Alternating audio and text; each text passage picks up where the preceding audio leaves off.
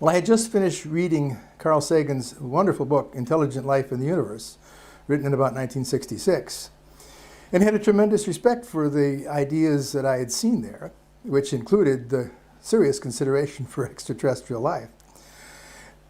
And so Carl called one day and introduced himself, and I was honored, of course, because he was clearly more outranking than I was in terms of his profession at that time. And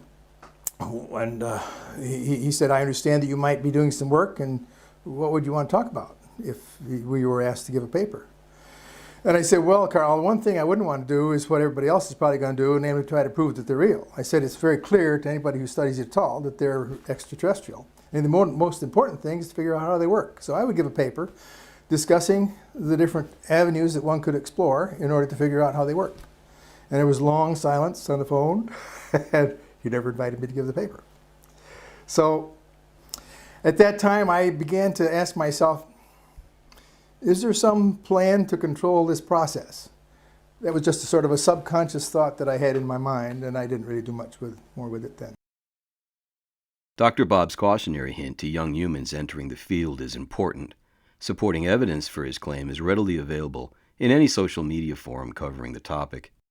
Therein, you will find self-appointed experts with little to zero knowledge of quantum mechanics or ancient literature who, 1. ban certain topics under the disparaging label of woo. 2. Refuse to address series of questions, the truthful answers to which would lead to revisions of established beliefs and policies. And 3. Profiteer by maneuvering new arrivals toward spending funds on books and conference attendance.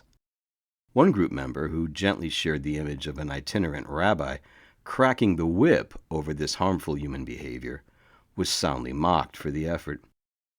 Perhaps a reminder of Leah Remini's contributions in defining cults would have been more effective.